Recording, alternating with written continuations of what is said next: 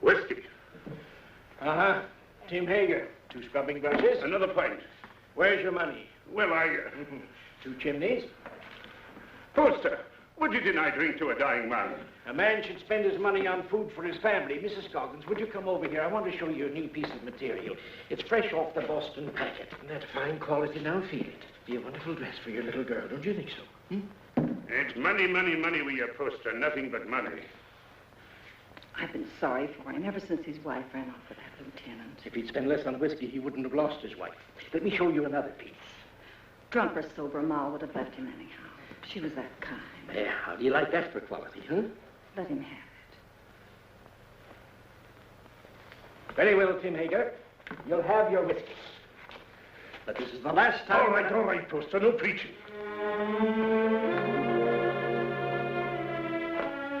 It's his little girl I feel sorry for. Poor little Jenny Hager. Faster, faster!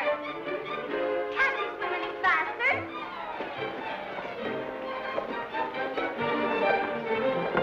You're not even trying. Faster, faster, faster! Faster, faster! Come on, faster!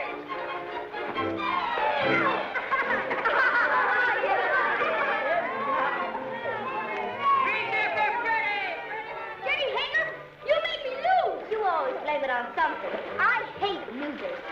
Come on, Ephraim. Get ready and I'll race you. But Jenny, I can't swim. You'll never learn till you get out in deep water. But I'm gonna go. You're scared of the water. Oh, why don't you go help your father in the store? Measure out coffee and count wormy animals.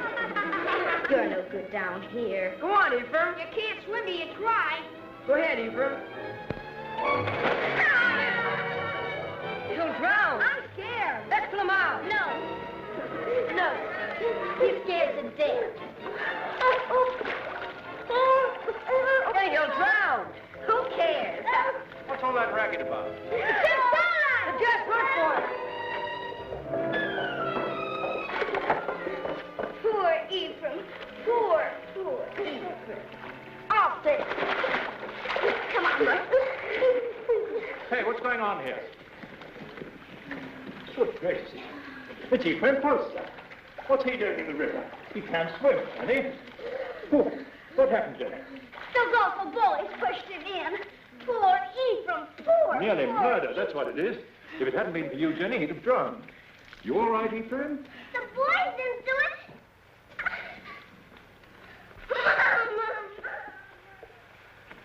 There we are. Ah, Tim, just in time. Huh? This little girl of yours is just... Tim Hager. Stumbling drunk in the middle of the day. You ought to be looking after you, Jenny, not going from tavern to Jenny? tavern like... I've no wife to care for either of us now. It takes money to bring up a fine lass, Your Honor. You mean it takes money to keep yourself drunk? Papa, let Jenny come to boarding school with me. Would you like to come to boarding school with me, Jenny? Would you? Boarding school? Yes. I like that. I can't send you to boarding school, but you could come live at the house and earn your keep, I guess. Help in the kitchen and run errands for Mrs. Saladine. No. If I can't go to boarding school with Meg, I'll stay with my father. All right. He is your father, at least in the eyes of the law. Now, you look after that girl of yours, Tim Hager, and stop being a disgrace to Bangor. Thank you, Your Honor. Drive on. Now, young Poster, we'll take you to your father's store. That tight-fisted, sour-blooded old skinflint. You might be better off with Mr. Saladine, Jenny. Not in Mrs. Saladine's kitchen. I've no money to bring you up properly. Never mind. Before long, we'll have everything. Houses and carriages, horses and kitchen maids. All those things, my lass, you're a wee bit young. Just as soon as I grow up, we'll have everything we want. Because I'm going to be beautiful. Empty. Beautiful.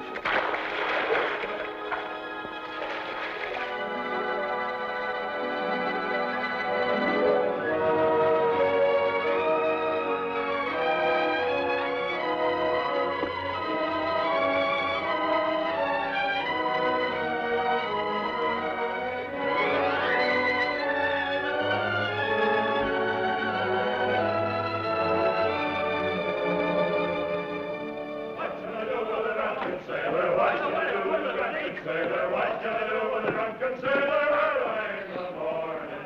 High, up she rises, oh, high, up she rises, high, up she rises. Lena! Lena! How do I look? Nice, nice. Enough ribbon? Not for me, but the real ladies have different ideas. Oh, get some more color in your cheeks. And bite your lips whenever no one's looking. Men love red lips. Let's go down and meet the packet. Why should I? The sailors will all come up here anyway. Oh, but the best ones get picked off down at the dock. Listen, honey, with your looks, you don't have to worry. Why, you can get the youngest and the best-looking man on the river. I don't want the youngest. I want the richest. Jenny, that's a recipe for trouble. Don't worry about me. I can handle trouble. I know you can.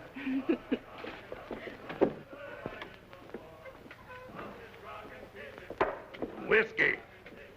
All right, Mr. Hager, but you needn't holler. Someone might hear you out in the street. Who, for instance? Jenny, for instance. Jen.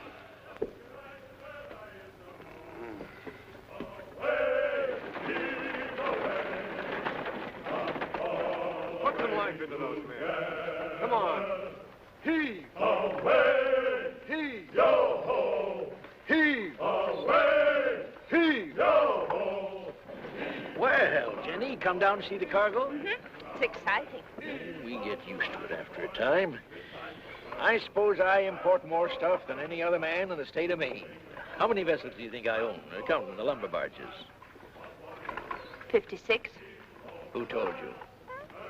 Somebody? Here, have some tea. Got a handkerchief? Oh, I don't need one. Take a good handful of it there. It's a present.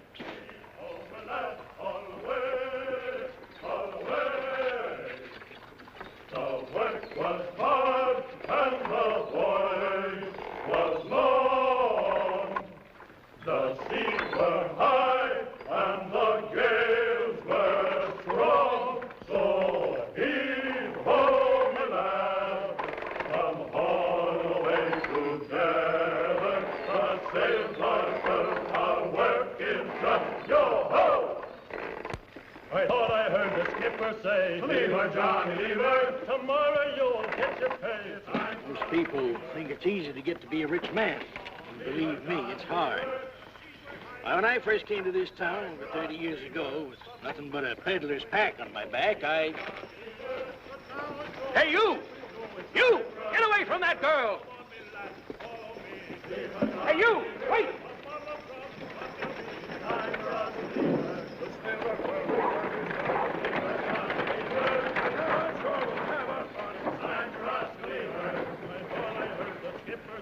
Leave her, Johnny, leave her.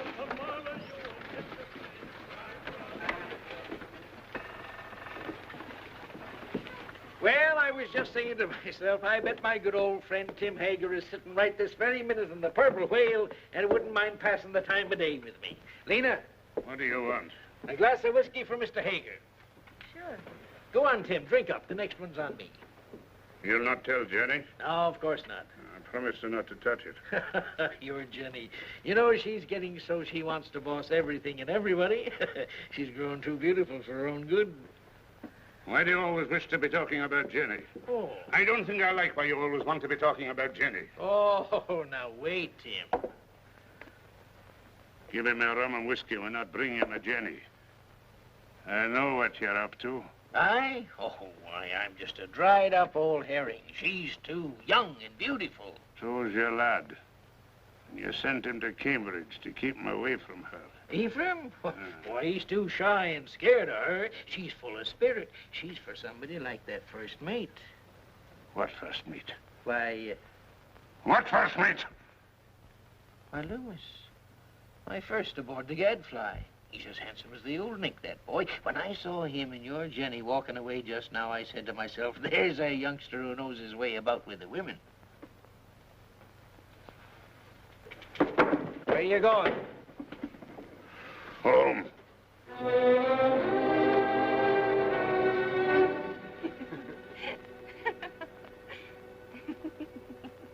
Good night. Oh, once I loved a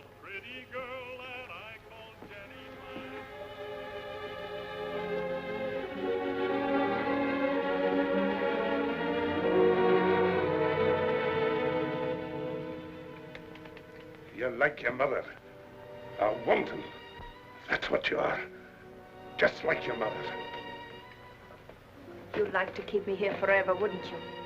Well, you couldn't hold Mother and you won't hold me. Aye, but I will, Jenny. No. This isn't the life I was born for.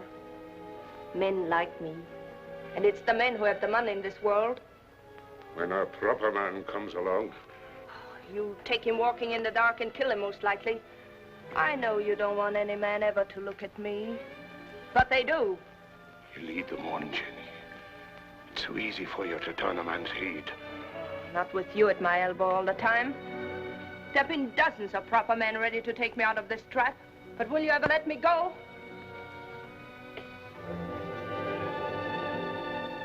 I know Mr. Poster wants me. I made him want me. What do you think of that? There's a devil in you, Jenny Hager. A devil straight from the bad place. And I'm going to whip him out of you. You're going to beat me. This is one beating you're not like.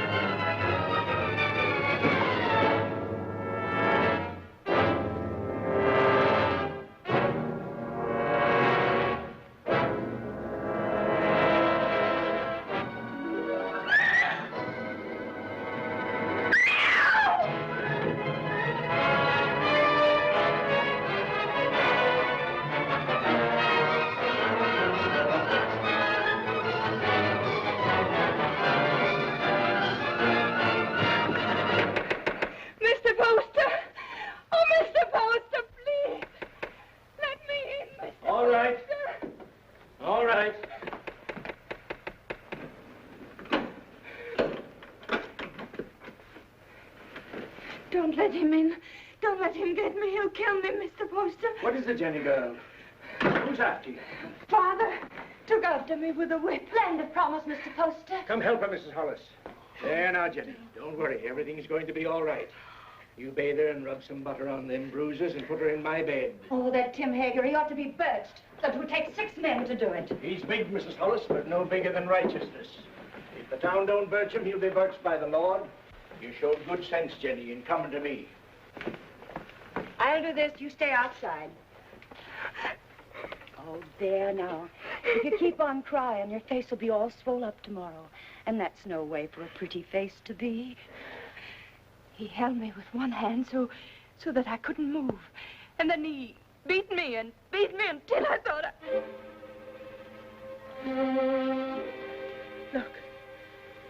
Look at my back. Oh, I can't go back there. I can't. He's going to kill me. You're not going anywhere until you're healed and sound again. Now you get out of these things while I heat up some water. You'll be as good as new and just... Yes, Mr. Poster. Something you wanted?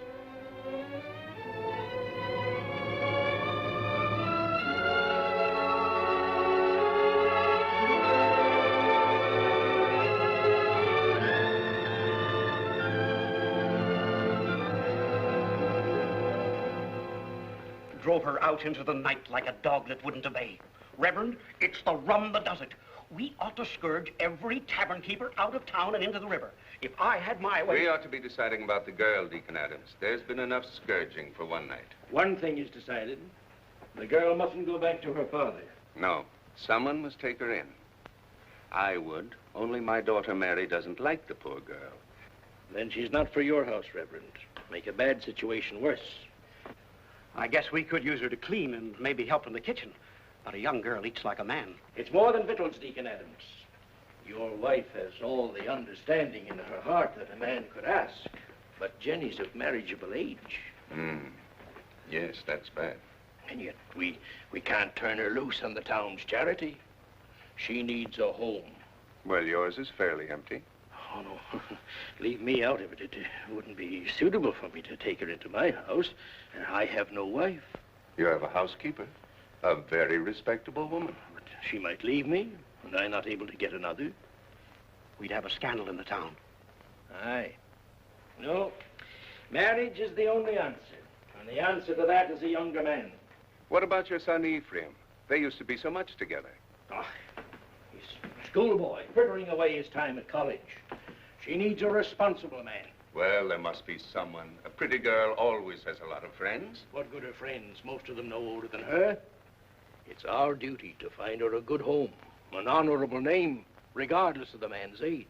And it should be somebody with money. And by that description, Mr. Poster, you've named yourself. Oh, no. She turned first of all to you, Isaiah.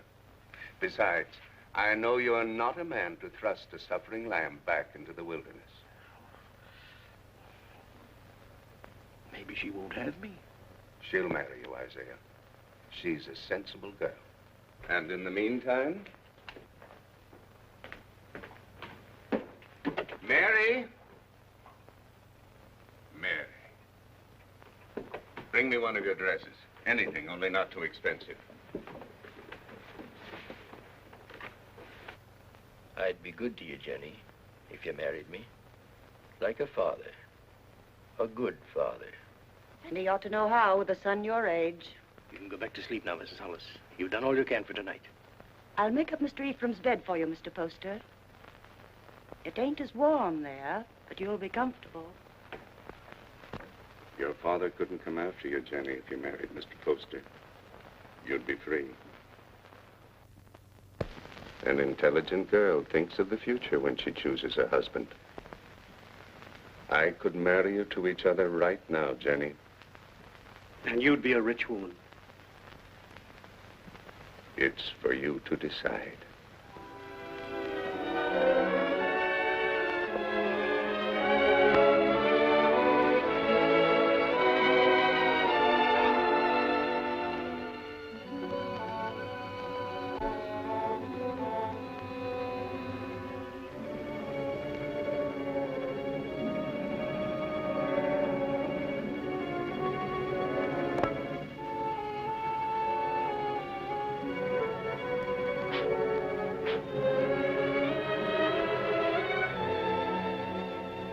And when my father died, I turned to the only friend I had, Mr. Poster. He was very kind, taking me into his home and giving you a nice young mother. Think of all that means, Ephraim. You must learn to say yes, ma'am, like a proper son, because I shall demand obedience and love. And if you refuse, my dear son, I shall punish you by not kissing you goodnight. Now, Ephraim, do come home and see what a fine parent I can be. I do think families should be close, don't you? Jenny? Why, Meg Saladine, come in. Oh, if you're busy, Jenny, I can... No, don't go away. I was just ordering something from Boston. Something to brighten up the house. How nice. Mr. Poster's a very lucky man. This has been a very lonely house for him. Oh, I'm going to make a lot of changes. Meg? Yes? Will you help me? Of course, Jenny, of course. The water glass always here. And the wine glass here. And, oh, Jenny, you'll have to get rings for the napkins. Now, the biggest plate here. Money changes everything. All I ever needed before was a knife and a spoon. But you want to be a lady. Give dinner parties and entertain your husband's friends. I'm sure Cleopatra never bothered about napkin rings. She didn't live in Bangor. Oh, that wouldn't have stopped her. Wasn't by knowing how to set a table that Cleopatra got along. Oh, Jenny. Every time I say something true about men and women, you say Jenny. Why does a proper lady have to be embarrassed about plain talk? It isn't honest, and it makes old maids. Doesn't anyone here care about church? Judge Saladine and Mr. Poster are waiting outside, and I'm in the ladies' choir. Didn't apply to me, that remark about old maids. I've already met my very special gentleman. He's not anyone in Bangor. His name's John Everett. He's a woods boss for her husband. He's a very educated man. Is he young? A little older than I am. Good looking? He's beautiful.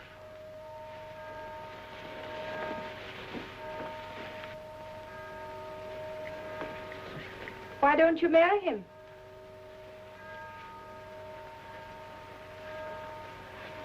He won't. He has no money. Oh, that's nonsense. Does he love you? Yes. And you love him? Then make him marry you. Oh, Jenny, I wish I knew how. He's not like the others. He thinks things out. I'd know how.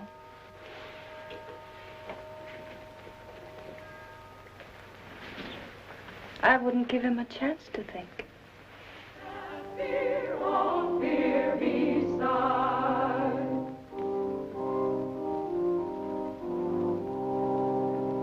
Not what we wish, but what we want. Oh, let thy grace supply the good of Jenny Hager. Jenny Poster.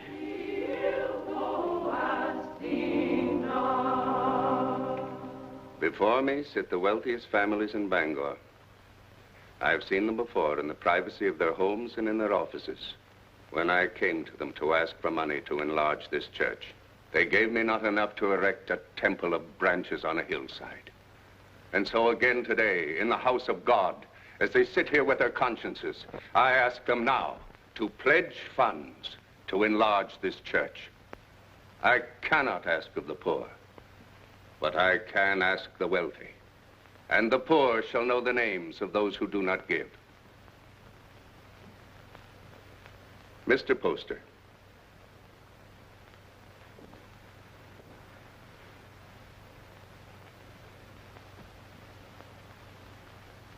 Judge Saladine. Mr. Burroughs. Mr. Bailey. Mr. Clayton. This is intolerable. If you have no feeling for your fellow men, at least take some interest in the welfare of your own children. Grog shops and low houses cover every inch of our waterfront. Our wealth is poured into Devil's Half-Acre. And our young men, your sons, have nowhere else to go. Give me a bigger church, and I'll keep them here.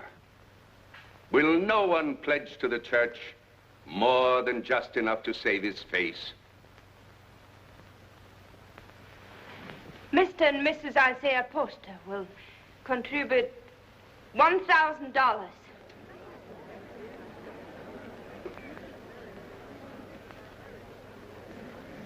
If the men of Bangor won't give to the church, the women will. Mr. and Mrs. Partridge pledge $500.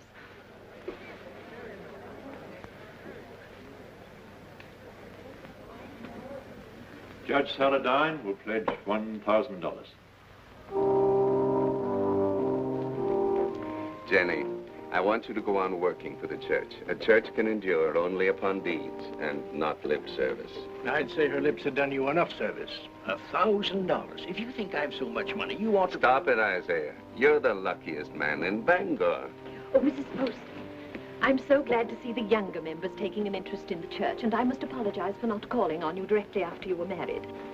That was a wonderful contribution, Jenny. He's a wonderful husband to let me make it. Good morning. Good day, Reverend. Good day, Reverend. Good morning. Good morning. Good morning. It ain't the money of mine, but I'd like to know what you're doing with it before you do it. I gave the money because I hate grog shops and what they do to people.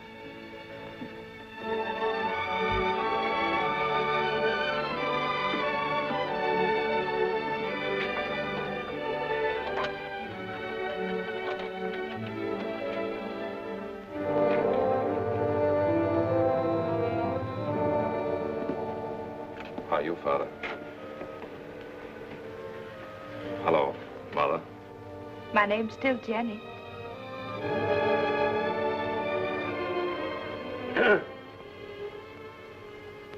You came home, did you? I thought you'd be on your way to England by now. Oh, England is full of architects. I knew you'd come home. Isaiah told me he sent you money to travel for a while, but I didn't think you would. I came close to it. I didn't know whether to mind your letter or mind his and go away. It's easy to see which one you thought more of. Now, why do we stand here? Let's go in around.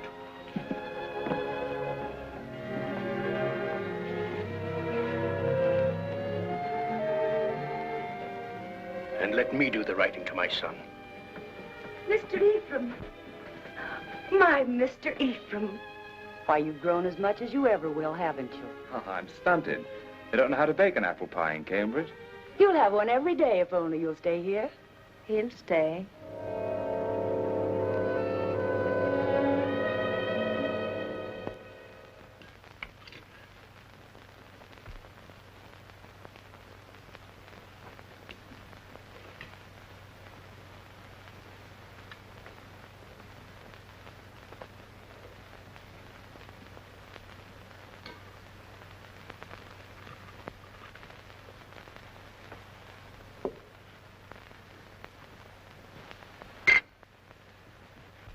You'll find little to keep you in Bangor, Ephraim. After your fine ways in Cambridge, you'll be hard to please in this town. I thought I'd come home and go to work, sir. Work? Yes. What's your time worth to anybody? What did you ever do but waste it? It wasn't wasted. He's an architect. And a good one, too. How do you know? The same way you know he ain't. You heed my advice and you'll go someplace more suitable to a gentleman. Bangor's a boom town. Loud, rough, growing faster than law and order. Takes a strong, stubborn man to make his way here. We need gentlemen, too. For what? To tell you the kind of bonnets and doodads the Boston ladies are wearing? Yes. A young man of fashion would be very popular in Bangor.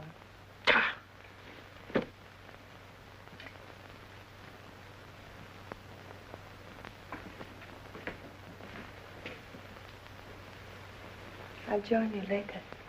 Well? Yes, Father. But you said yourself that Bangor was a boom town. Fortunes are made every day. Rich people will want fine houses. No fool in this town would waste his money on you. You heed what I said in my letter. Travel a bit. What makes you so angry with me? All I did was to come home. I get angry at you because of your ways. You think I don't know how you've been spending my money. Hard drink and easy women. I know your kind. Isaiah, you shouldn't upset your father. I'm sorry. All right, Father, I'll go away. If you really want me to. I don't think he does. You want your son to live at home, don't you, Isaiah?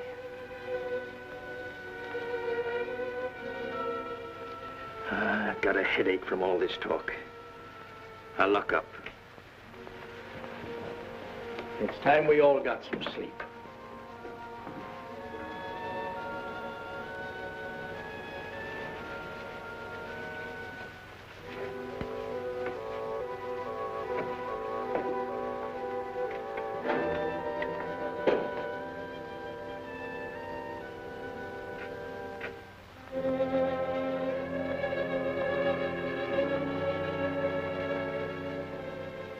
Shall I light your way? Thank you.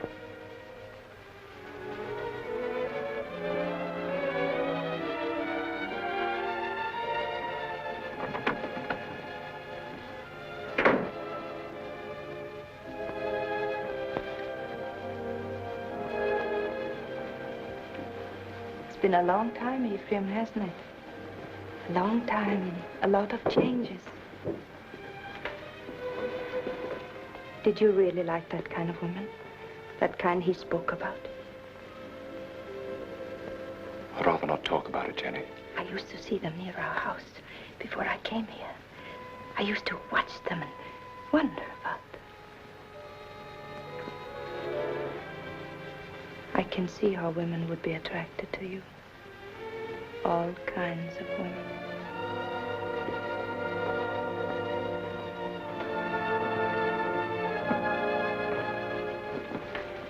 Good night, Ephraim.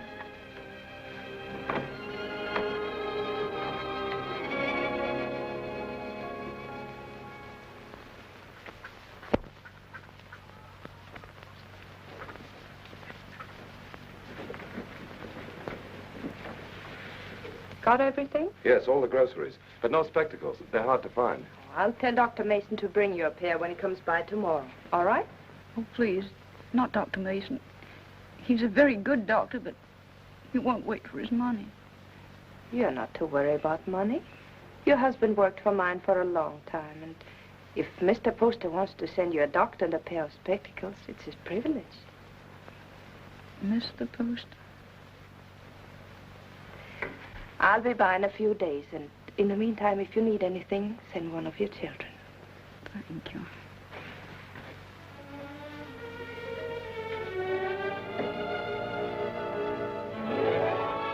That's the way to hold your place in the town, Ephraim.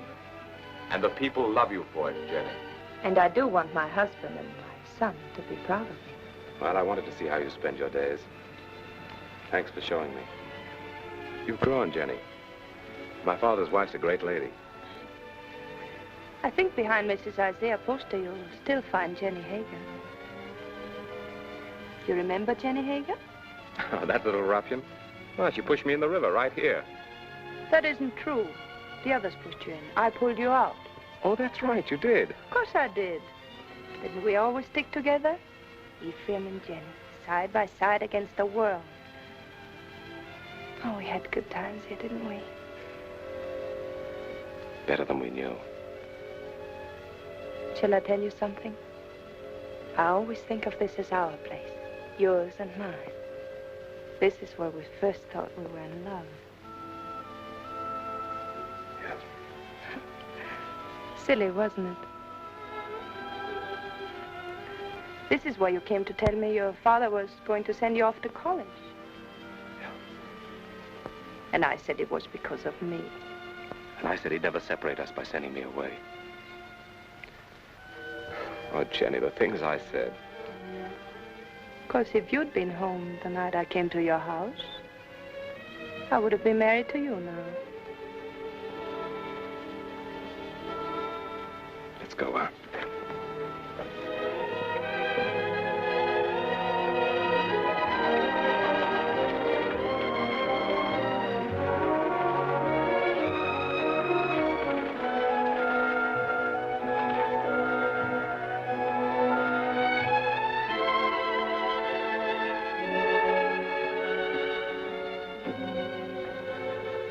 Come into the store and wait on me the way you used to.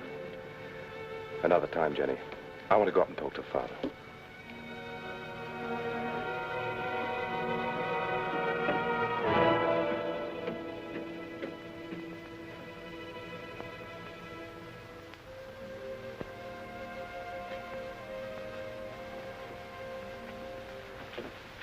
Hello, Father. Be with you.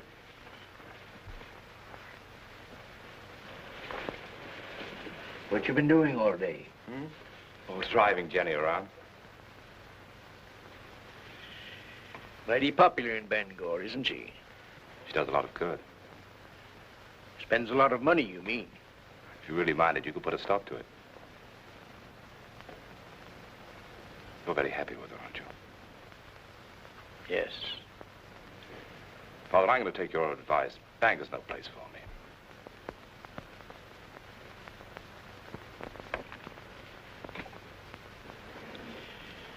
When will you be leaving? Right away, before the river freezes. I thought I'd spend the winter in Boston and then go off to Europe in the spring. I think your father needs you here, Ephraim. Why, Jenny, you feet like a bird. I didn't hear a sound. You want him to stay, don't you, Isaiah? Why don't you tell him you want him to stay? Can't you be honest with your own son? I'm honest with everybody. You might be of some small use to me if you stay on. But if you don't like it here, get out. Only don't come meeching back again. If you go, I'm through with you. I'll take you home.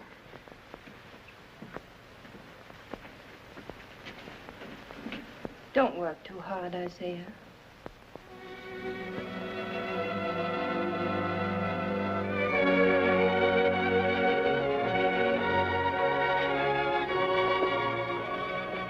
surprise. When Bangor's Lady of Mercy goes out to deliver her packages, her sleigh should fit the season. That's a confession you've been thinking of me. Of course I think of you. Yet you've been avoiding me. Careful. Paint. Put it down.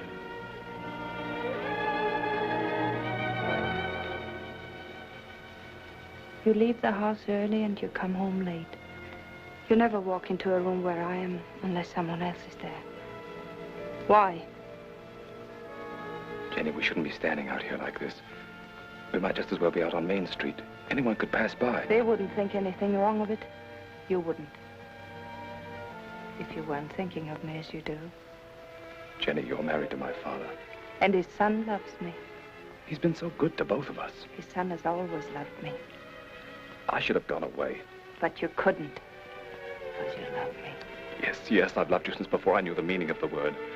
The day I came home, the time you kissed me. The moment I said I'd stay here, I've loved you and loved you and loved you. Jenny! Jenny!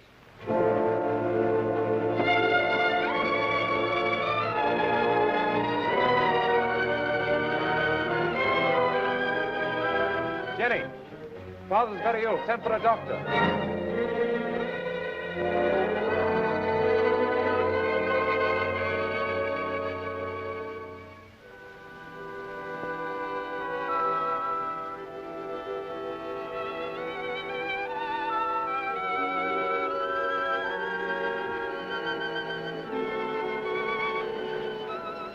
Jenny. Yes, Isaiah, I'm here.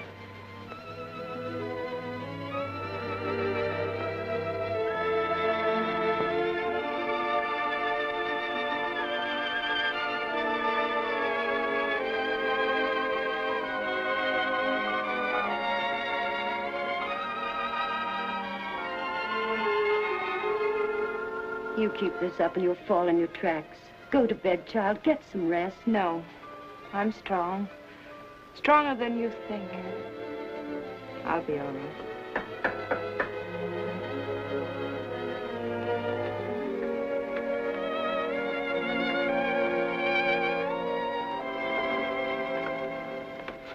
How is he? Just the same, sir. Is there any possibility of speaking with him, Jenny? There's trouble in town. Dr. Mason says warm weather might bring him around. But that's a long way off. We're at our wits' end. There are too many people in town, too much idleness. Did you hear the shooting last night?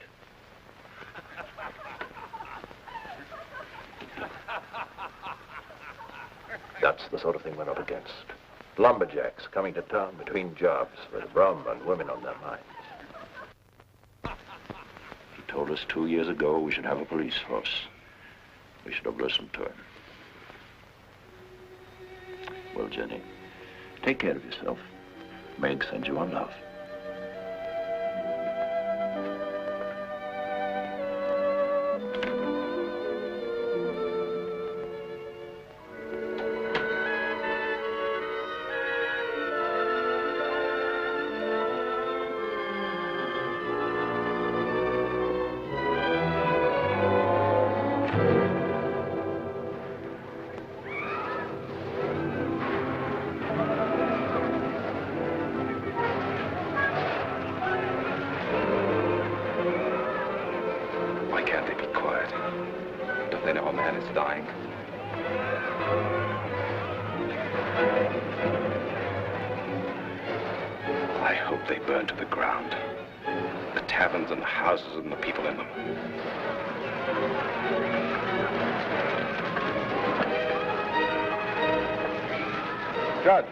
Judge Saladine.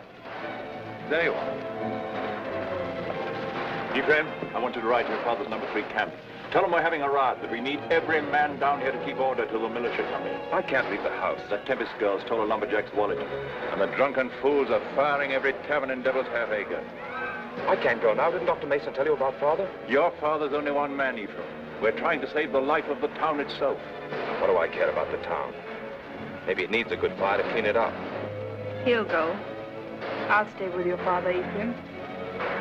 Hurry, Ephraim. We need those men.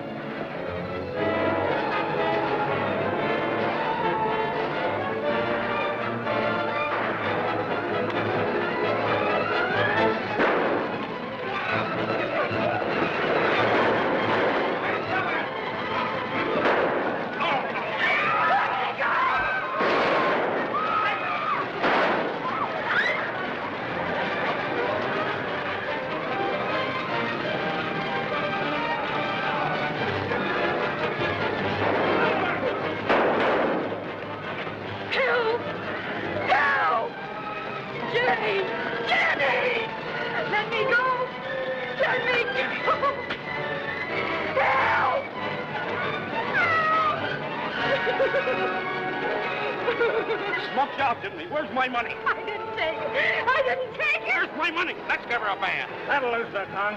Let her go. Keep out of this, ma'am. People are getting hurt. I didn't steal his money. He was drunk in the back room. I only came in to take away the glasses. Anyone might have been there before me. It had to be mighty fast to get in a man's pockets before you. $100 a hole when there's work. I say dip her in the river. Come on, what you do with it? Oh, Jenny, let her go. I'll give you the money. You're Mrs. Poster. Yes. It's nice to meet the gentry, ma'am. But I'm not so sure I'll be happy just to get my money back. We want to know what's going to happen to her. Since I'm giving you the money, it's my right to decide that. Why do we gibble and gabble about it? There's the girl, there's the river. Let's give her a bath. Wait. We'll be waiting for your store to open in the morning. If the money isn't there, we're coming up here and collect it.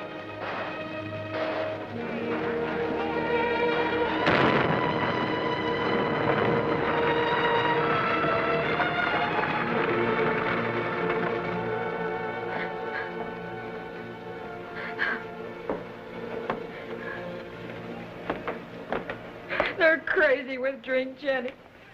Burning and shooting and stabbing. I didn't take that money. Why, the town's so full of thieves and pickpockets, it could have been anyone. They were going to tar and feather me. I hid upstairs under the rafters. They burned the place to the ground.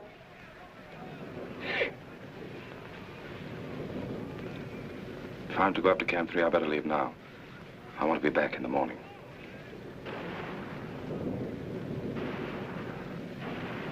Oh, Jenny, what am I going to do now? I no place to live, no place to go. It isn't right, Jenny, to be smoked out in the streets like an animal. I don't want you to worry about it, Lena. I want you to rest.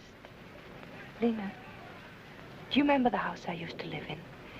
Well, I want you to stay here for the night, and tomorrow you move in there. It won't cost you a cent, and if anyone should bother you, you come to me. Oh, you're good, Jenny. That's why you come up in the world. That's what I tell everybody about you.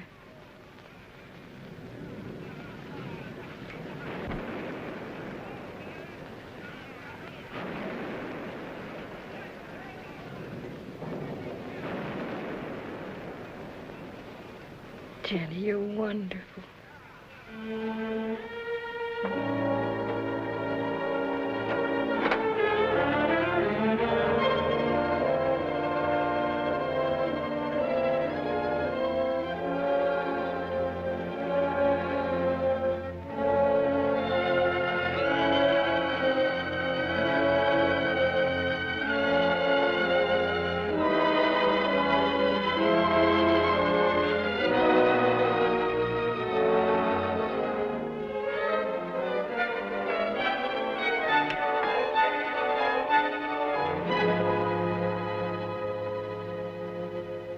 Are you going to take the carriage or the brown mare?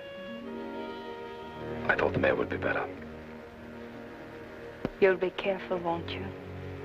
I don't want anything to happen to you.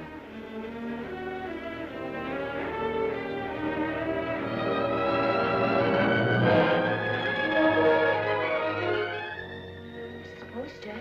Oh, Mrs. Poster?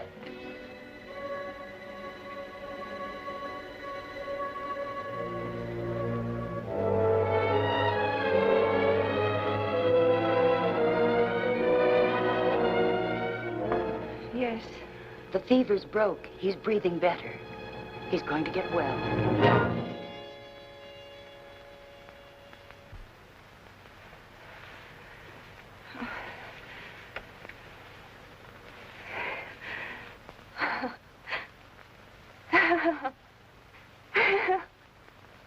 Jenny, my poor child. You've been so brave. But you mustn't break down now. You mustn't.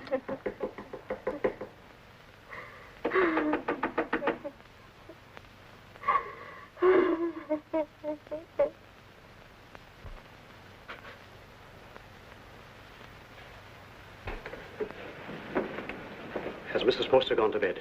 Does she ever go to bed, the poor child, nursing and tending her husband? Tell her to come to the Saladine house. The girl will need her. What's the matter? Judge Saladine got into the fight. Hurt? Dead. Ask Mrs. Poster to come with us. It needs a woman to tell the girl. Mrs. Poster's been under a great strain. She's gone through enough. You better get someone else. Wait.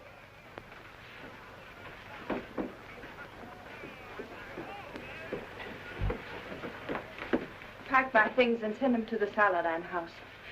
I'll be spending the night with Meg.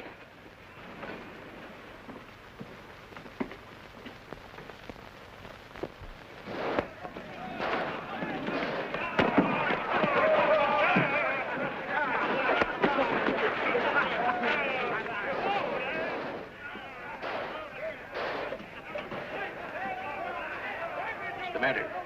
You squeamish?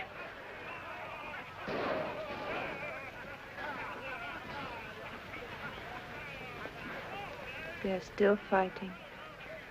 Can't someone ask for permission to bury the dead? I did.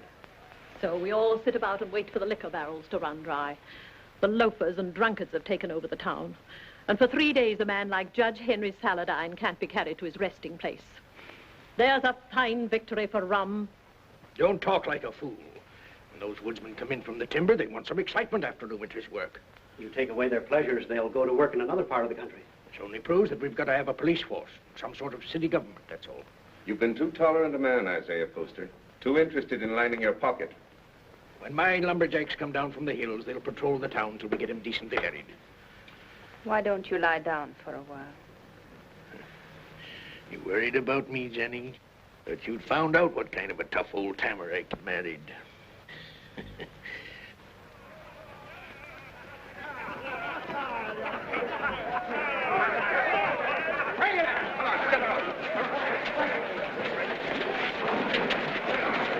Well, we can start the funeral. What I said still goes.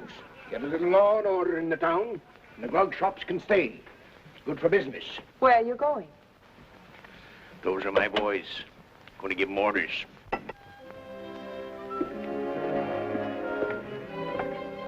Look.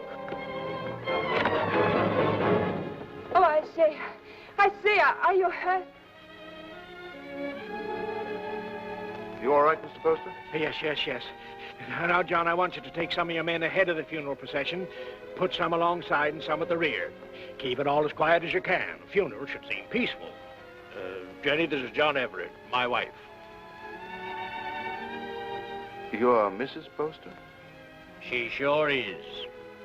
How do you do? John. I thought I heard your voice. Meg, Darling, I'm glad you're here. it's terrible about your father. I hated your being alone when it happened. I pretended to myself that you were with me. It gave me strength. But if we don't have the funeral soon, I'm afraid I'm going to break down. Reverend, we can start now. I'll tell the others. There'll be no more trouble. Now John's here. Maeve, you'll come to our house this evening. You'll be with us, won't you? Thank you.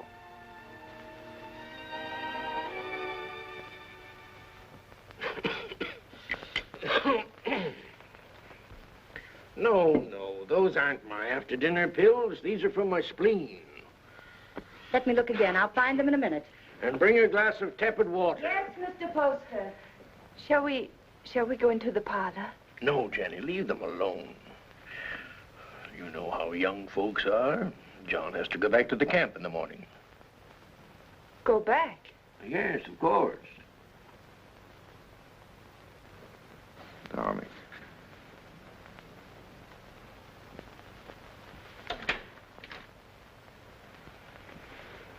Our lovebirds have closed the door. The pills, Mr. Poster, and the tepid water. Thank you. Huh? Why must you send him back when he's the only man who can keep order? Because I need him up at the camp. He's a woods boss, not a policeman. Of course, if your business means more to you than the safety of your home and family. Jenny, he's got to get that timber cut. That's all there's to it. I'm sorry we were so long, Jenny.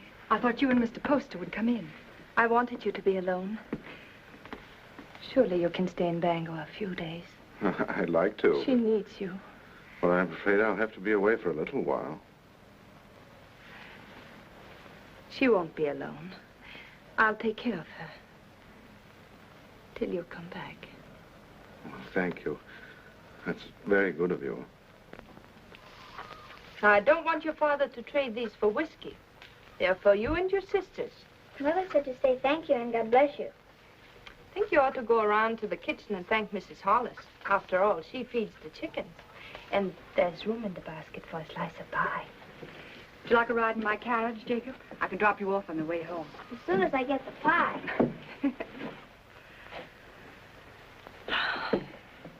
Isn't it a beautiful morning? Jenny, I've been wanting to speak to you. You have? What about? Well, not here. Let's walk down to the river. Oh, but not now, Ephraim. I've so many things to do. Jenny, why isn't it possible for me to have a minute alone with you? We're alone now. It's not my idea of privacy. Mrs. Hollis in the kitchen, Father home every day, Meg following you about. I'm sorry. That's a very short answer, Jenny. What is it? Have you seen somebody else?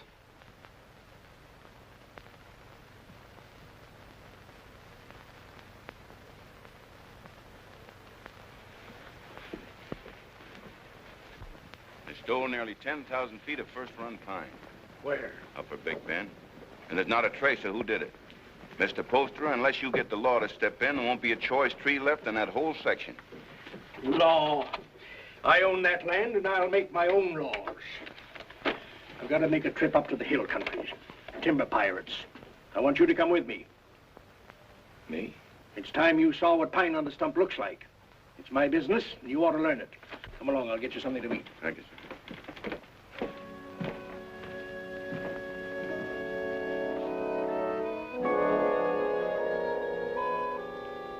Jenny, What are you waiting for?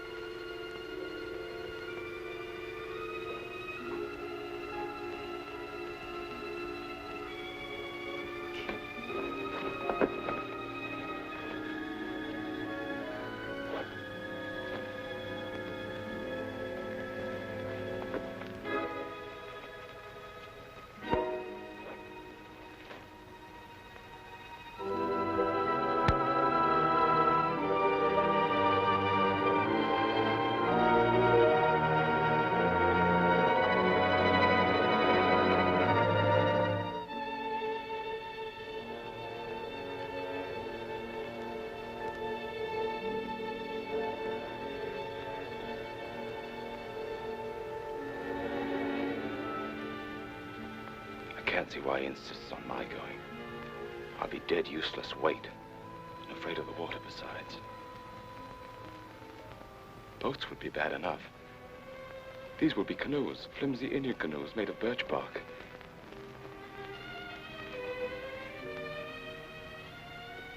Jenny, I can't admit to him that I'm frightened. Tell him not to take me along or not to go at all. I told him I wasn't cut out for that sort of life, that I'd be more of a burden than a help. But he's so stubborn, Jenny. How long must he live, Ephraim?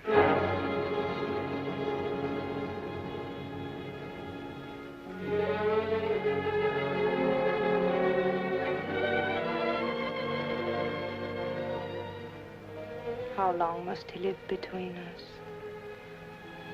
Jenny, don't talk like that. I want you to do something for us. But you're afraid.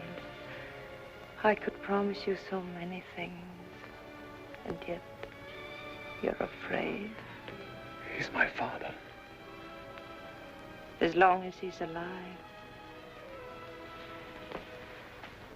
Why does everything frighten you? You're going to make me very angry. And if I get angry and go on wanting you the way I do, I might tell him what happened between us. Nothing has happened between us. No. But which of us will he believe? Jenny, you couldn't. You know what that would do. He lived a full and useful life. It would be a pity to see him die, but a greater pity to see his life ruined. With a lie. We've been living a lie, Ephraim, and I want to be done with it. I want you to return alone.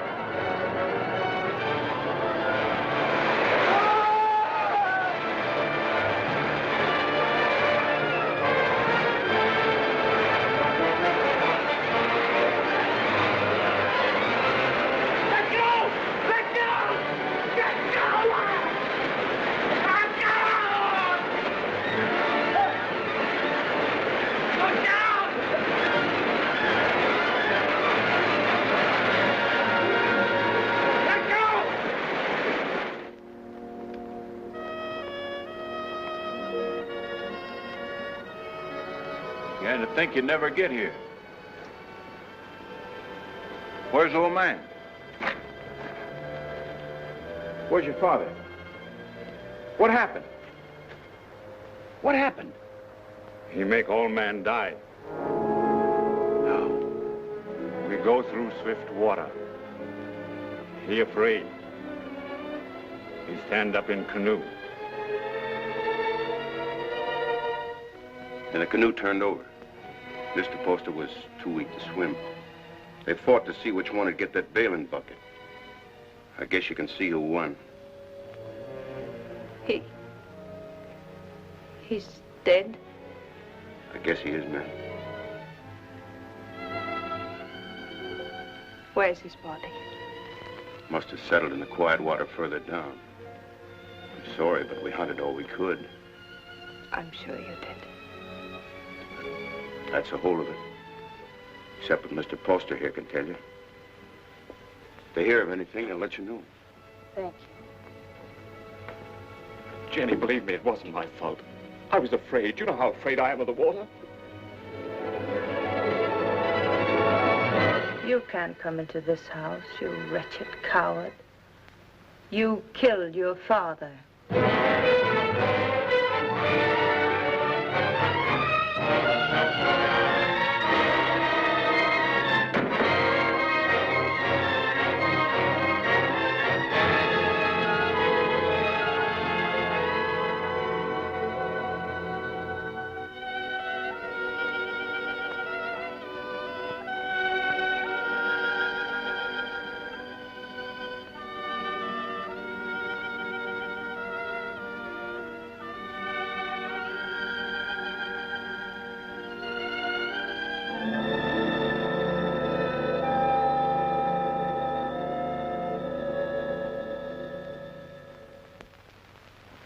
My husband was a fine businessman, but it never occurred to him to provide for the handling of his fortune after his passing.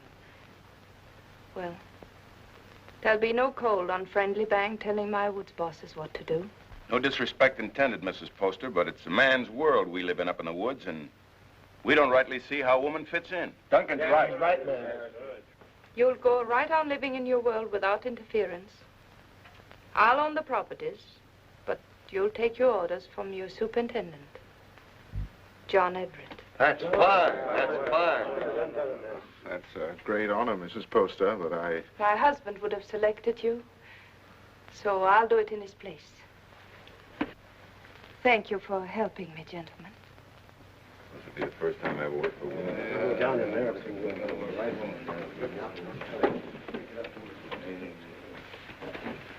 Until this meeting, I thought I was very much alone in this world. Mr. Poster was a fine man. It'll be an honor working for his lady. We won't give you any trouble, Mrs. Poster. Good day, ma'am.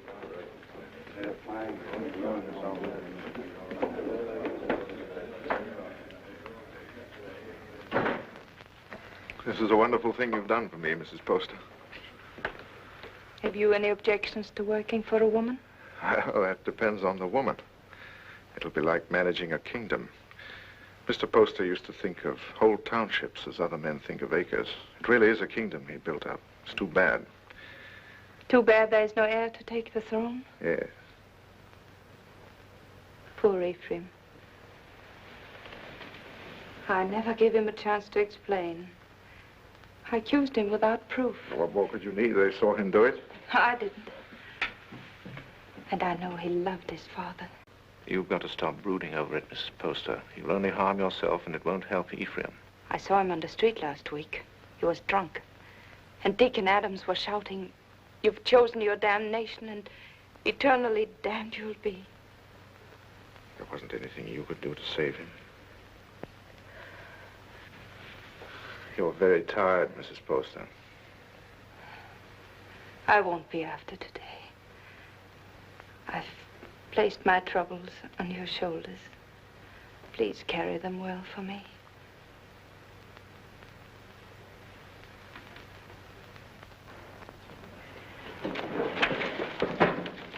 Meg, Jenny spent all morning getting them in order. Don't, Meg. You'll only mix them up more. I was only trying to help. Oh, I'm sorry. I didn't mean to shout. You're tired. In every bone. Driving timber was nothing to this. You might as well have remained in the woods for all we see of each other. I'm doing my best, Meg, but the work takes up all of my time. I know. I wasn't criticizing. I was just wishing that... But what? John, Yes? I'm lonesome. John? I'll see you tonight. Dinner? That's a promise. Meg, I haven't seen you for days. Food for a hard-working man. Ah, that's nice. And a cup of tea for both of us. You'll have some, Meg, won't you? There isn't enough for the three. I'll give up mine. The accounts receivable are all mixed up. I had them in order, but then the wind came in. Oh, later. You haven't eaten since morning. Meg, your man doesn't take care of himself. You better do it for him, or there won't be anything left of him to marry. John, there's a rumor that a company's being formed to build steamboats. Is that going to affect us? Not while water freezes, because then steam's no better than sails. But steam trains, Jenny. Just think. There'll be one to Old Town, and one maybe to Holton, and definitely one coming this way from Augusta. And we can load our wood right on our own trains and get into market weeks before the ice breaks. We'll outsmart everyone in the business. There'll be no stopping us once we get started. Jenny, you'll be the richest woman in New England. Then we'll have to make you the richest man. What's happened to Meg? Meg?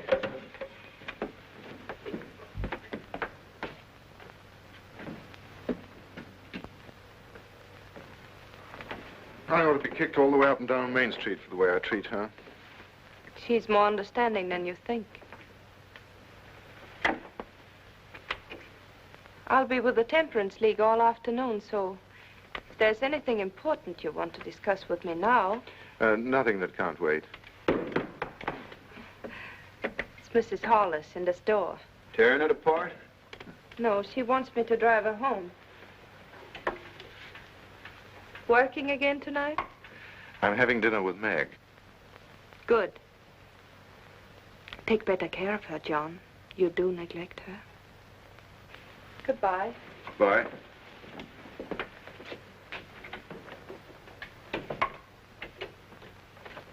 Camp 3. Thank you. She's a wonderful woman. Someday I'm going to pull a bottle out of his hand and bash his head in. Who are you talking about? Young Poster. You should hear the things he says about her. Has he been talking about her?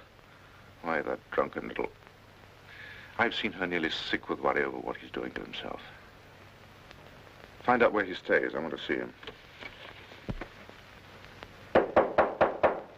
Poster, are you in there?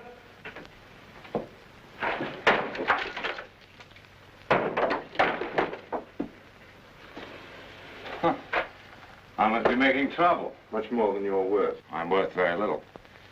What happens to me now? You beat me up yourself or some of the boys outside? Come in. Drinks for everybody. No one out there. We're alone. That's much better. No witnesses. I had witnesses when I killed my father. That made her very angry. Where did you last eat? I have my food. How do you like your new job, huh? I like it. She hasn't got you hooked already, has she? You'll kill yourself drinking all this stuff without any food inside you. Come on, let's get something to eat. You're doing me out of my dinner. She doesn't know I'm here, and she didn't tell me anything. That's a lie. No one does anything unless she's back of it.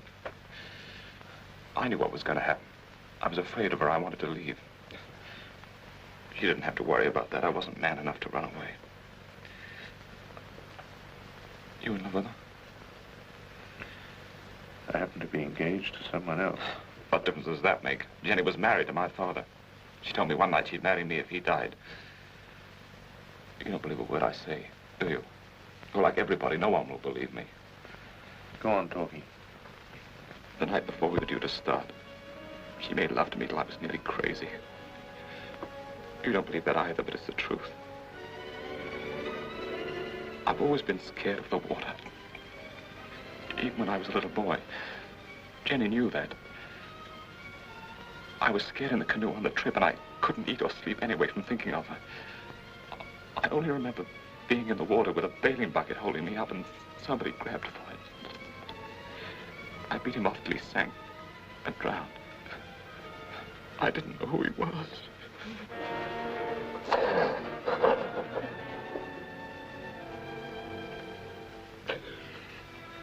She's so rotten. You've got to believe me. She's not even a human being.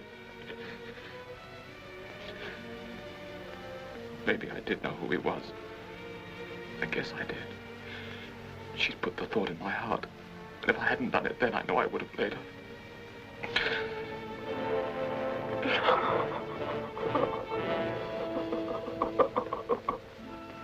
I don't know what you're talking about. You didn't make him love you? But of course I did. He was my husband's son. I wanted him to love me. That isn't what he meant.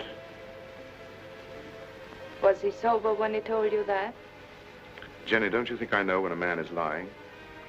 Before he talks very much more, you better prove that you had nothing to do with him. Prove? To whom? To the town. The town. Is that what you want?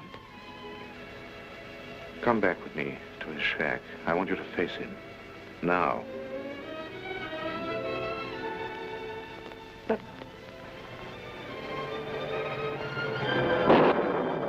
the rain. You know what happens to the roads in the rain? Yes. They get very muddy. But they don't change their direction. Good night. Oh, no. It isn't that I'm afraid. You mustn't believe him. Please. All right. I'll go.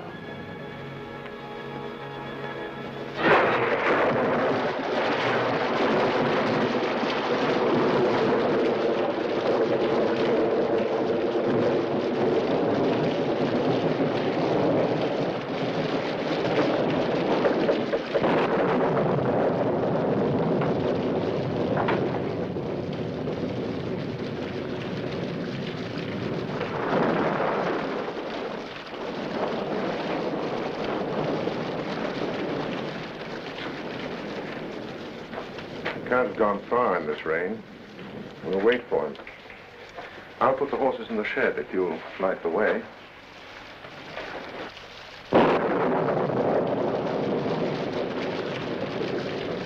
See if the shelter's clear.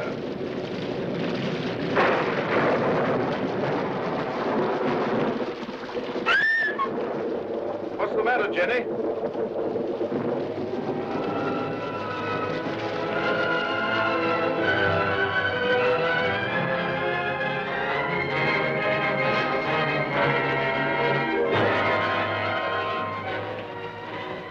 Don't look, Jenny.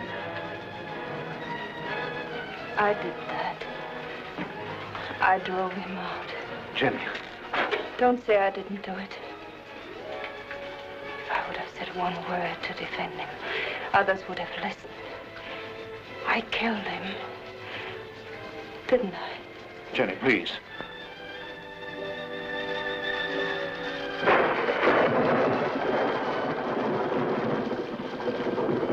Go inside and sit down. You're shaking.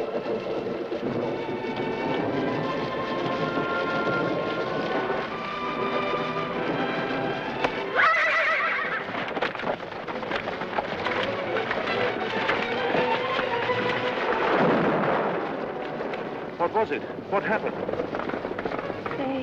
They were frightened.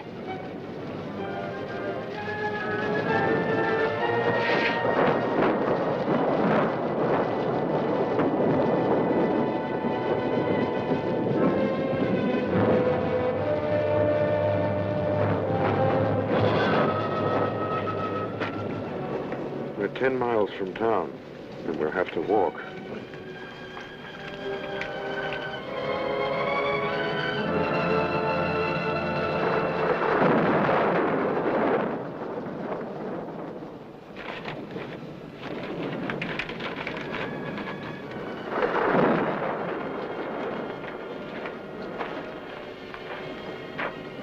I can't understand how Ephraim could have done a thing like that. It isn't atonement, it's running away. And you can't run away from the hereafter.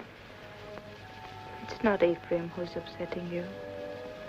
It's because you're here with me. Well, aren't you worried about your reputation? It's a small thing to worry about after that. You better try to sleep.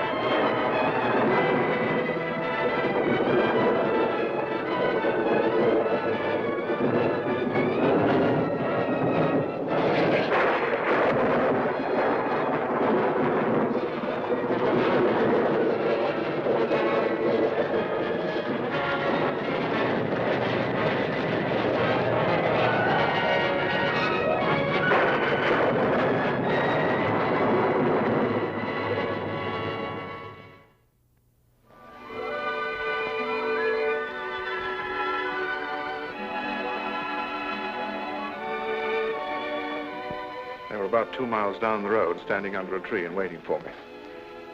And the carriage? Just a broken axle. I can fix it in an hour.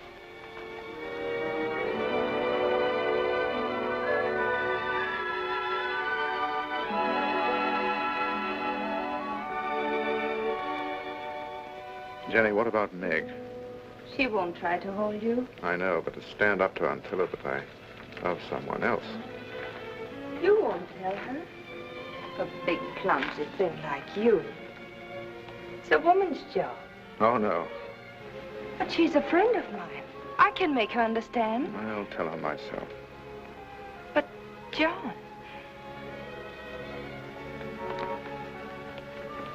I'll tell her myself, Jenny.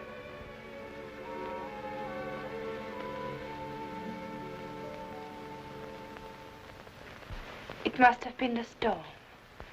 That's the only way I can explain it.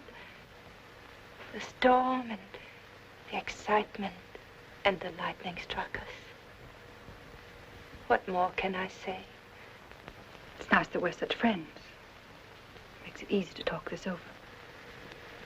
There's nothing to talk about. I love him. But if you still want him, he's yours. You know that. You know I'd give him back to you if you asked me to. I suppose I'm a fool. Why? I should have realized that when he said he loved me, he must have said the same thing to you just the day before. Oh, he didn't. He never said those words to me. I thought it was because he was shy.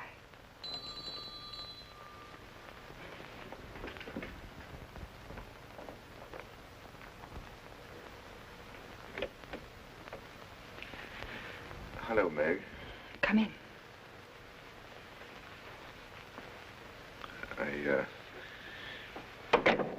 just wanted to explain why I didn't come to dinner last night. Right after you left the office, Alex Duncan came in.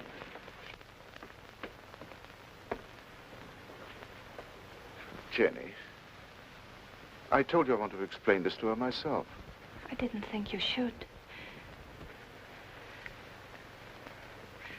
I'll be waiting for you outside.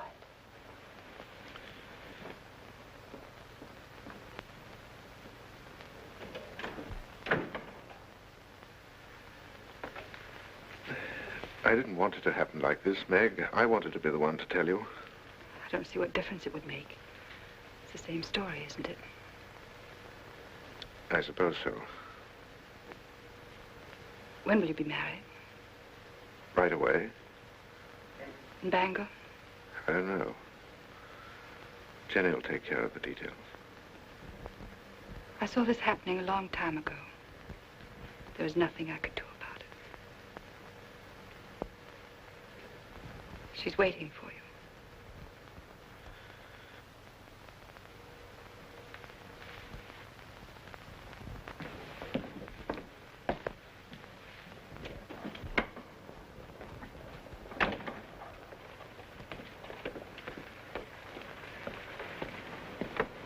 Jenny, how could you do a thing like that? I thought if you came here alone, you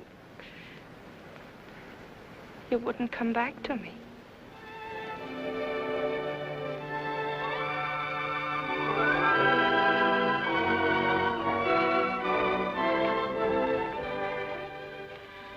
My dear son, I wanted to be with you this Christmas, to see you again, and to meet your wife. But all your brothers are bringing their families here, so I can only send you this ring in my place. It was given to me by your grandmother to be passed on to the wife of my eldest son, and I know Jenny will care enough about it to do the same. Will you? What if we only have daughters? We'll have sons. I've made up my mind. What else does your mother say? Well, she talks about my brothers and how deep the snow is, and then she says, "A Merry Christmas to you both, my dears. The Lord bless you, Jenny, and make you fruitful. My arms ache for John's first boy." Your mother must be a wonderful woman. I hope that someday you'll say I'm just like her. Well, that won't be easy. Mother had 9 sons. What a lot of boys running about the house. Must have been very uncomfortable for her. Oh, she loved it. She would have been... No reason why this should happen to you. No reason why it should happen to anyone. Quite often, nature seems to fumble, Mrs. Everett, and doesn't make a person complete. We can't even hope in a year or 2 or ever. Not in my opinion. Of course, you're free to consult with another doctor. I can give you the name of a very fine one in Boston, and I know of another in Philadelphia. I believe you. You mustn't decide, my dear, that the future's altogether dark and empty. You can adopt a child, you know. It should give some release to your normal womanly emotions. I want a child of my own. You won't talk to my husband, will you? I'll tell him myself when I think it's the right time. Of course. You see, he wants children. He's very fond of them.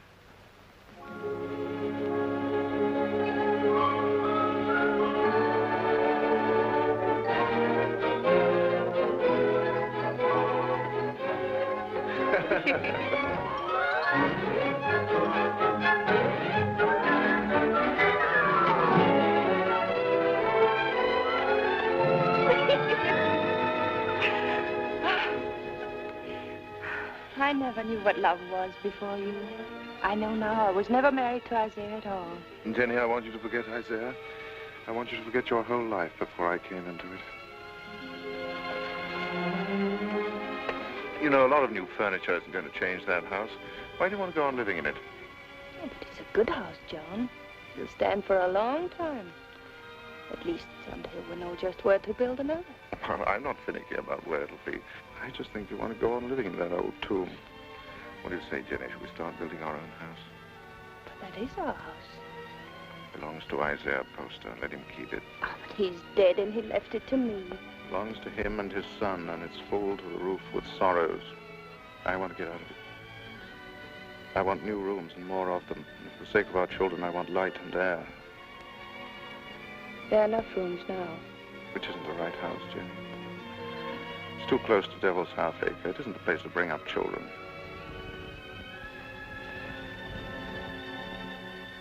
There won't be any children. Nonsense. Is it? Ask Dr. Bailey. He'll tell you.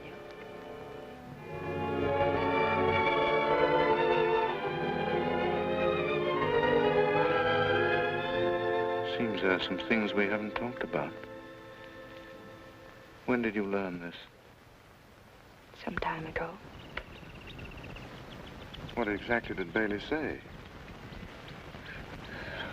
I don't remember. Makes a lot of difference, doesn't it? How do you mean? Between us. Doesn't make any difference at all. There are many things a husband and wife can live for. That's very sensible, but I wonder what you'll think in a few years from now. I'll think that you're more beautiful than ever, and that I love you very much.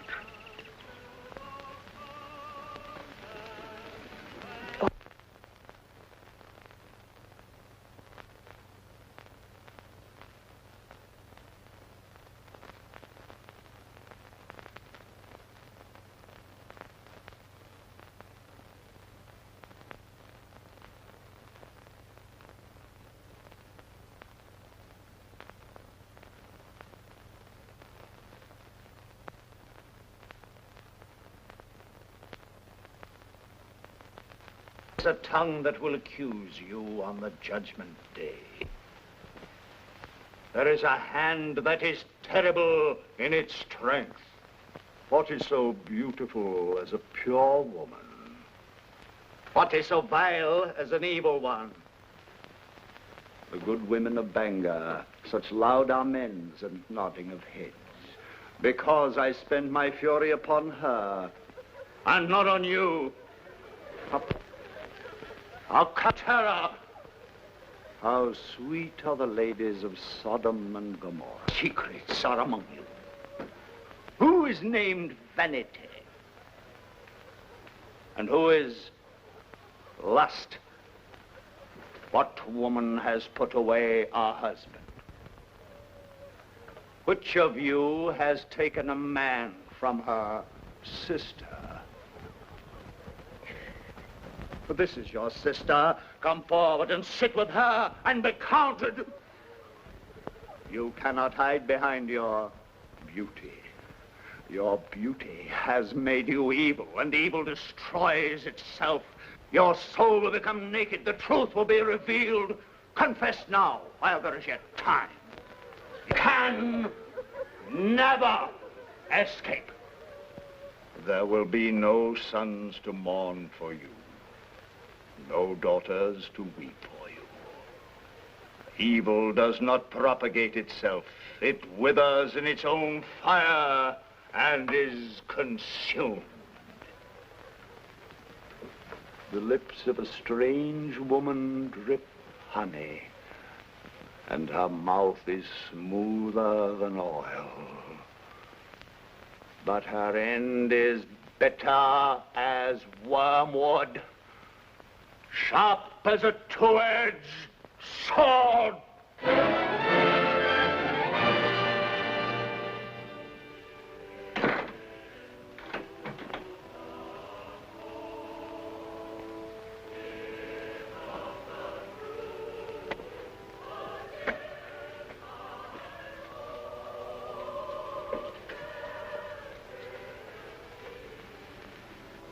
What's the matter, Jenny? I want light. It's so dark. Why do you go to those meetings? It's not like ordinary church going. You come home exhausted and afraid. He was talking to me. Straight to me. I mean, what is it? The pit he talks about isn't down below, it's up here. I don't know why I listen to him. He tries to trap people. Tries to make them admit things that aren't true. He's not any better than the people he talks about. No, he's right. The town is becoming a sinkhole. That horrible man. To say to me what he did. He wasn't talking to you. He was talking to people like Lena. Jenny, I've come to a decision. We're going to put Lena out of your house. No. I don't care what she meant to you when you were a child. I'm talking about what she is now. I don't want you to be connected with her. Why not? In what way is she different from us? Except that she's more honest. She goes out of your house tomorrow. I don't want her sins on your hands. You good, righteous man. You hypocrite. Telling others what they must and must not do while you live in this house with me. Do you know what went on in this room before Ephraim killed his father? Jenny. Do you remember the things he said about me? You said he was drunk and afraid. Of course he was afraid. We're all afraid. There's hell opening under our feet. Jenny. This is where he sat. Sit down, John, and I'll show you how I made him kill his father. Sit down and I'll kiss you the way I kissed him. Why do you look at me like that? Why do you pretend everything he told you was true and you knew it? You knew it!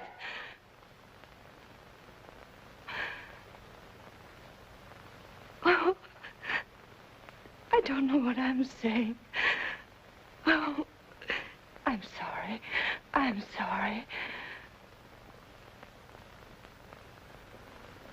Go to bed, Jenny. Please, go to bed.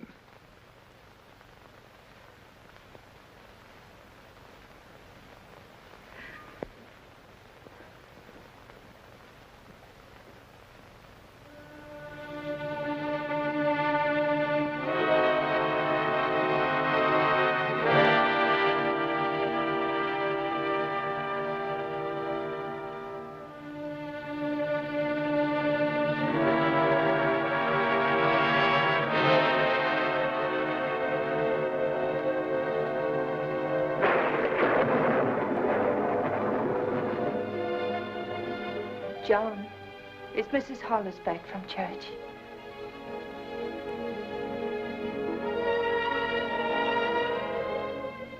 John, it's time for bed.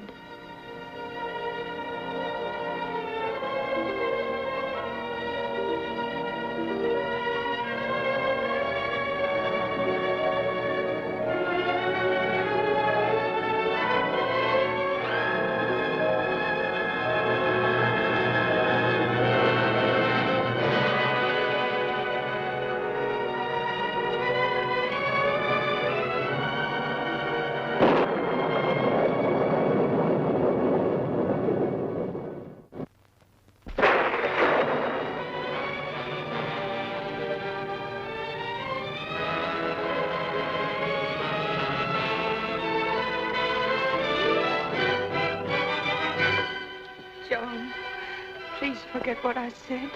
You know I couldn't have done it. I never believed it.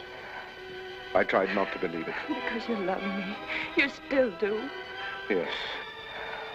Darling, don't be unhappy. We know each other now, and that's good. There'll be no more misunderstandings, no more quarrels. Oh, darling, there'll be just the two of us. No, there won't. There'll be three. There'll always be Ephraim. John!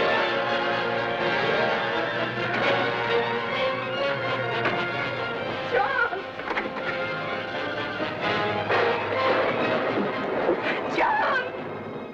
John!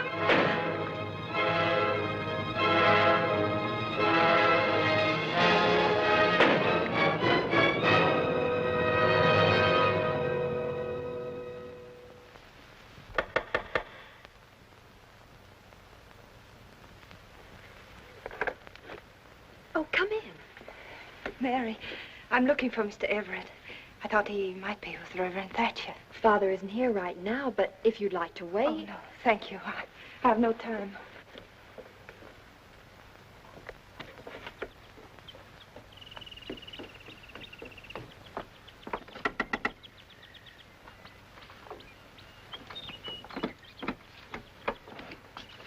Good morning.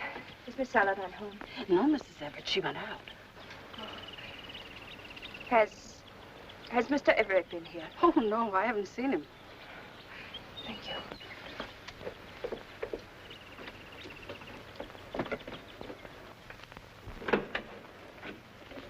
Oh, I thought it was Mr. Everett. Do you know where he is? He didn't come in here, ma'am. I slept here last night on account of the rain, and you're the first one in. Mr. Everett tells me you're sending a school teacher up to every camp with more than 2 families. That's a handsome thing to do, ma'am. Guess you're mighty fond of children. Duncan, who did sleep here last night? Was it you or Mr. Everett? Ma'am, I told you.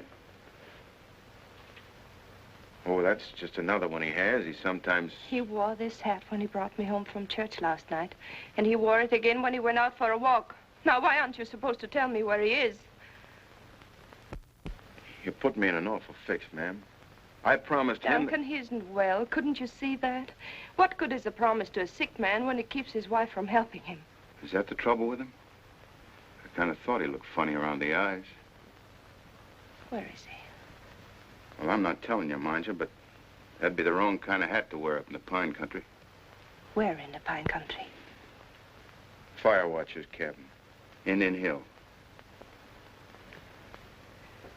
When will he be back? I don't know. 2, 3 days, I guess. Said he wanted to go up there and think a while.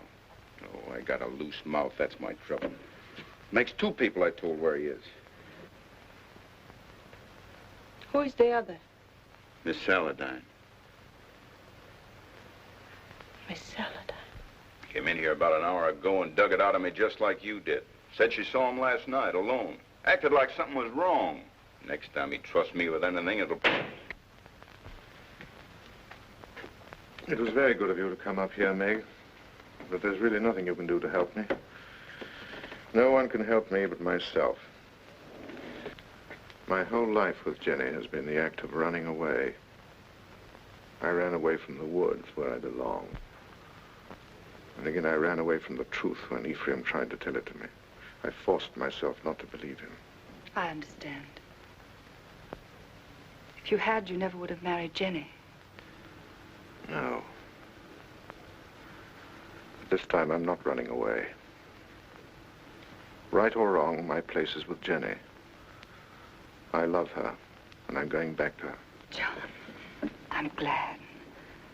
Because I believe that her love for you has made her as good as everyone always thought she was.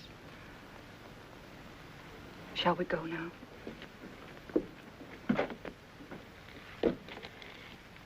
Jenny will be anxious.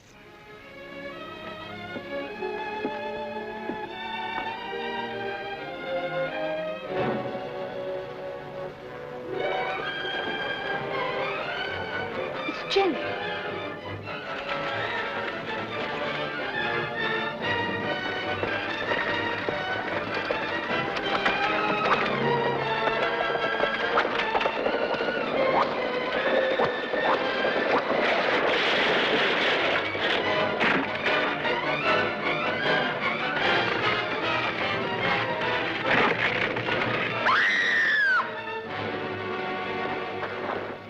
Jenny.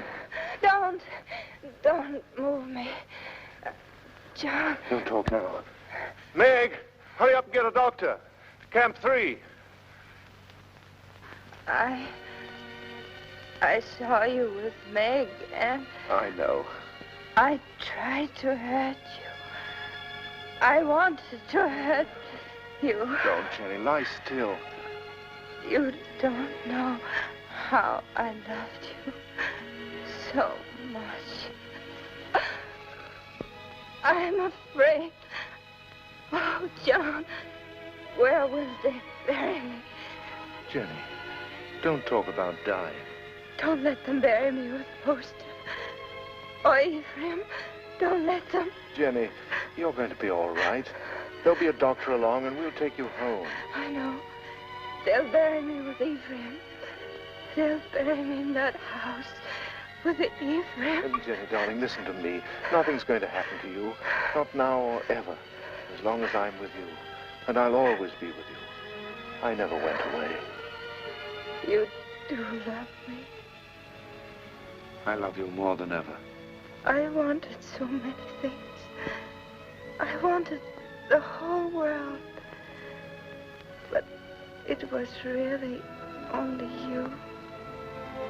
Jenny. Jenny.